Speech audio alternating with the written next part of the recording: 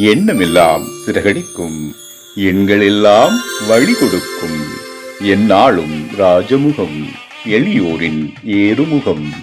எந்த நிலை வந்தாலும் வந்த நிலை மாறாத நமது ராஜநிலை.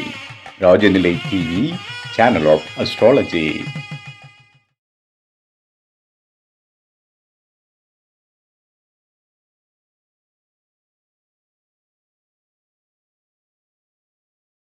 வாழ்க வையகம், வாழ்க வையகம், வாழ்க வளமுடன். அம்மா அப்பா பாதம் பணிந்து வணங்குகிறேன். ஜோதிட குருமார்களுக்கும் நவகிரகங்களுக்கும் பஞ்சபூதங்களுக்கும் பிரபஞ்சத்திற்கும் அன்பான வணக்கம். கதிரவன் மதியம் அங்காரகன் புந்தியும் கருணை உள்ள சுரதம் குருவும் காரவன் காரியும் ராகுவும் கேதும் கருதுமிகு சுகமாக 11ஆம் இடம் வந்து உச்சநிலையான் என்று பரிவோடு மருந்தாள் செய்யும் என்றோம்.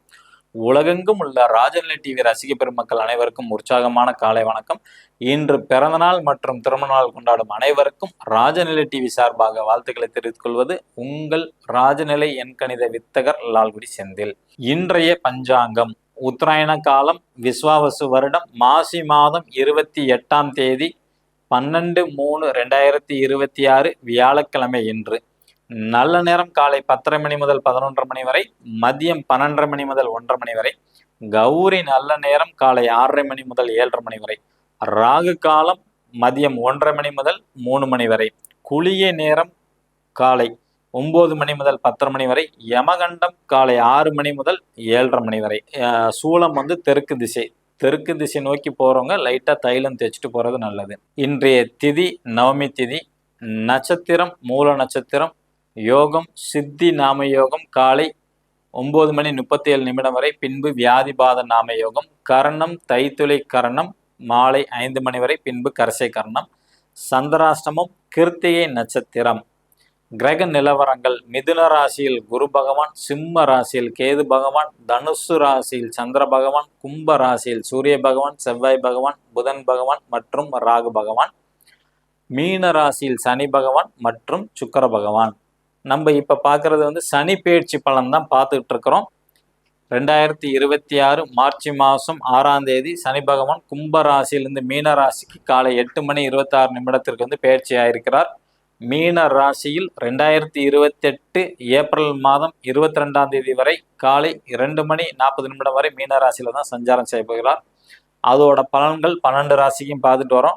1ஆம் தேதி முழுக்க பரிகாரம், சனி பகவானுக்கு உண்டான பரிகாரம். அது 7 நாட்டு சனி பகவானா இருந்தாலும் சரி, அஷ்டம சனியா இருந்தாலும் சரி, கண்டக சனியா இருந்தாலும் சரி, அர்த்தாஷ்டம சனியா இருந்தாலும் சரி, எதா இருந்தாலும் அந்த பரிகாரத்தை நீங்க ஃபாலோ பண்ணி அதை எதெல்லாம் உங்களால செய்ய முடியுமோ அதை செஞ்சாவே வெற்றி வாய்ப்புகள் உண்டு.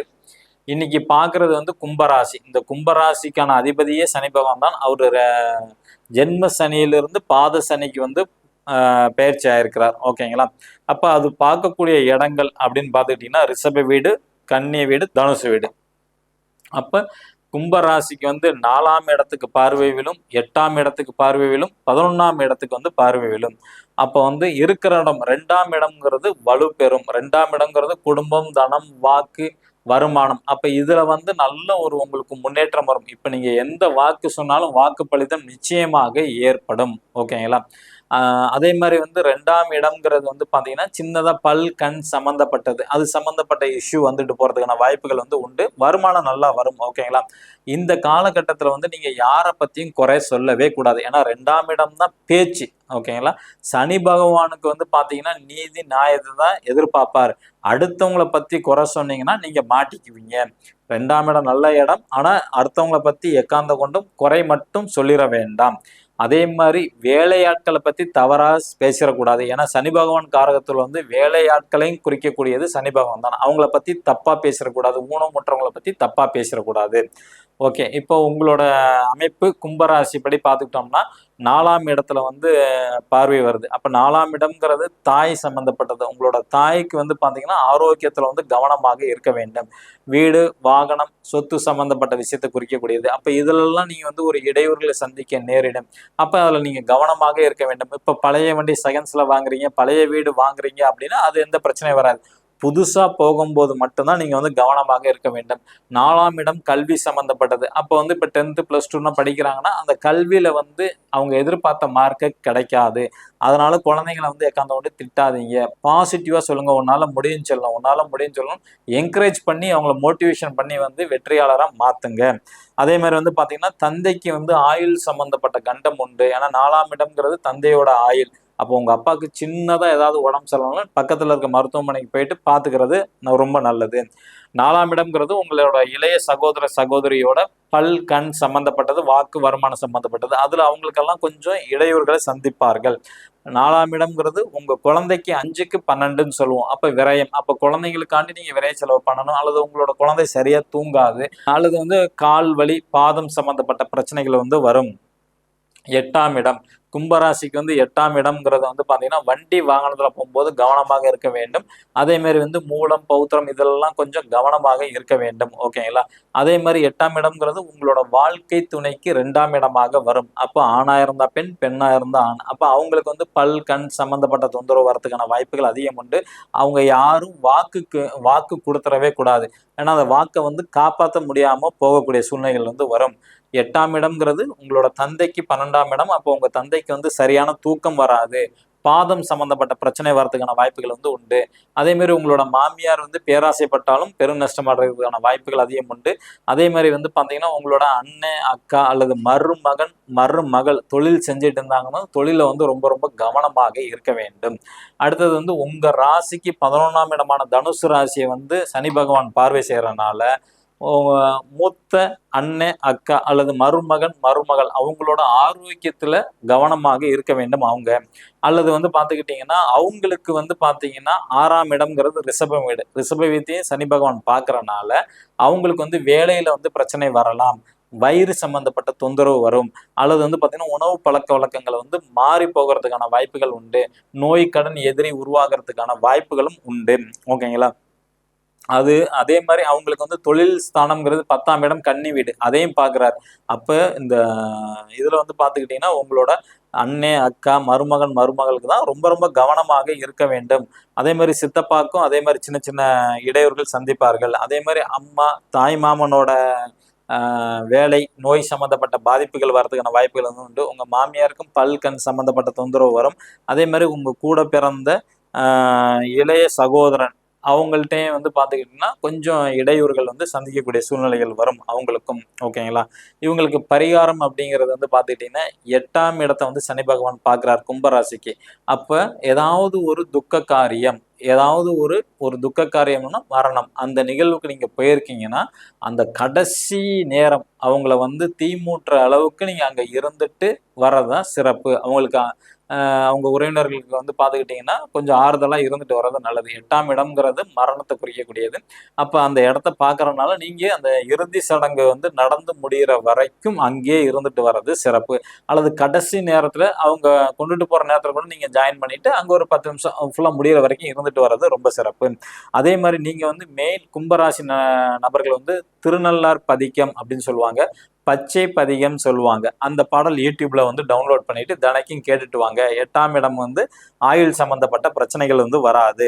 அதே மாதிரி வந்து பாத்தீங்கன்னா 8ங்கிறது உங்களோட தந்தைக்கு வந்து 12ஆம் இடம். அப்போ உங்களோட தந்தைக்கு செப்பல் வாங்கி கொடுக்கறது, அல்லது உங்க தந்தை வயதுல இருக்கவங்க பார்த்தீங்கன்னா ஆசிரமத்துல அவங்களுக்கு வந்து செப்பல் வாங்கி கொடுக்கறது, ஒரு போர்வை வாங்கி கொடுக்குறது. ஏன்னா அவங்க 12ஆம் இடம் தான் தூங்குறது. அப்போ அவங்களுக்கு ஒரு போர்வை வாங்கி கொடுக்கறது, அந்த மாதிரி விஷயங்கள் நீங்க செய்யும் போது ஆட்டோமேட்டிக்கா உங்களுக்கு ஆயுள் சம்பந்தப்பட்ட பிரச்சனை வந்து வராது. இது மட்டும் இல்லாம நம்ம 1ஆம் தேதி பலன் சொல்லியிருக்கோம் பாத்தீங்களா பரிகாரம், அதுலயே நீங்க உள்ளதை வந்து நீங்க பார்த்து செஞ்சுக்கலாம். அடுத்து வந்து பாத்துக்கிட்டீங்கன்னா நாளைக்கு வந்து நம்ம வந்து பார்க்கக்கூடிய ராசி வந்து மீன ராசிக்கு சனி பயிற்சி அப்படி இருக்கு நம்ம வந்து தெரிஞ்சுக்கலாம். ஓகேங்களா? இப்ப நம்ம பாக்குறது வந்து ராஜநிலையோட ராசி பலன் தான். அதுல வந்து ஒவ்வொரு ராசிக்கும் வந்து நம்ம சொல்லக்கூடிய நம்பரை வந்து இந்த மாதிரி பர்மனன்ட் மார்க்கர் ஒன்று வாங்கிக்கிங்க. ஒரு 25 ரூபா தான் செலவாகும். ஓகேங்களா? இதை வாங்கி உங்க மணிக்கட்டில் வந்து எழுதுங்க. எழுதும் போது உங்களோட கோரிக்கை என்னங்கிறத நினைச்சுக்கிட்டு எழுதுங்க. நினைச்சுக்கிட்டு மட்டும் எழுதுங்க பாசிட்டிவா. திருமணம் நடக்கணும், கல்வியில நல்ல மார்க் வந்து எடுக்கணும், உடல் ஆரோக்கியமாக இருக்கணும், கொடுத்த பணம் வரணும், நல்ல வேலை அமையணும், வேலையில நிம்மதி வேணும், ப்ரொமோஷன் கிடைக்கணும், வெளிநாடு போகணும், இது மாதிரி A to Z எதா இருந்தாலும் நீங்க பாசிட்டிவா நினைச்சிட்டு எழுதிங்கன்னா நிச்சயமா 90லேருந்து 120 நாள்ல சக்சஸ் ஆகும். மேச ராசி நண்பர்கள் இன்று பயன்படுத்த வேண்டிய ராஜநிலை அதிர்ஷ்ட எண் 92, ரிஷப ராசி நண்பர்கள் பயன்படுத்த வேண்டிய ராஜநிலை அதிர்ஷ்ட எண் இன்று 99. மிதுன ராசி நண்பர்கள் இன்று பயன்படுத்த வேண்டிய ராஜநிலை அதிர்ஷ்ட எண் 95. கடகராசி நண்பர்கள் இன்று பயன்படுத்த வேண்டிய ராஜநிலை அதிர்ஷ்ட எண் 33. சிம்ம ராசி நண்பர்கள் பயன்படுத்த வேண்டிய ராஜநிலை அதிர்ஷ்ட எண் 29. கன்னி ராசி நண்பர்கள் பயன்படுத்த வேண்டிய ராஜநிலை அதிர்ஷ்ட எண் 22. துலாம் ராசி நண்பர்கள் பயன்படுத்த வேண்டிய ராஜநிலை அதிர்ஷ்ட எண் 32. விருச்சிக ராசி நண்பர்கள் பயன்படுத்த வேண்டிய ராஜநிலை அதிர்ஷ்ட எண் 52. தனுசு ராசி நண்பர்கள் பயன்படுத்த வேண்டிய ராஜநிலை அதிர்ஷ்ட எண் இன்று 64. மகர ராசி நண்பர்கள் இன்று பயன்படுத்த வேண்டிய ராஜநிலை அதிர்ஷ்ட எண் 72. கும்ப ராசி நண்பர்கள் இன்று பயன்படுத்த வேண்டிய ராஜநிலை அதிர்ஷ்ட எண் 68. மீன ராசி நண்பர்கள் பயன்படுத்த வேண்டிய ராஜநிலை அதிர்ஷ்ட எண் 87. இது அனைத்தும் காமனான பலன். உங்க ஜாதகப்படி உங்களுக்கு உண்டான அதிர்ஷ்டமான நம்பர் வச்சிருக்கீங்களா தெரிஞ்சுக்கணுமா? கீழே உள்ள வாட்ஸ்அப் நம்பருக்கு தொடர்பு கொள்ளுங்க. இந்த நாள் இனிய நாளாமையே அடியேனும் பிரபஞ்சத்திடம் பிரார்த்தனை செய்து கொண்டு உங்களிடமிருந்து விடை பெற்றுக் கொள்வது உங்கள் ராஜநிலை எண்கணித வித்தகர் லால்குடி செந்தில். நன்றி, வணக்கம், வாழ்க வளமுடன்.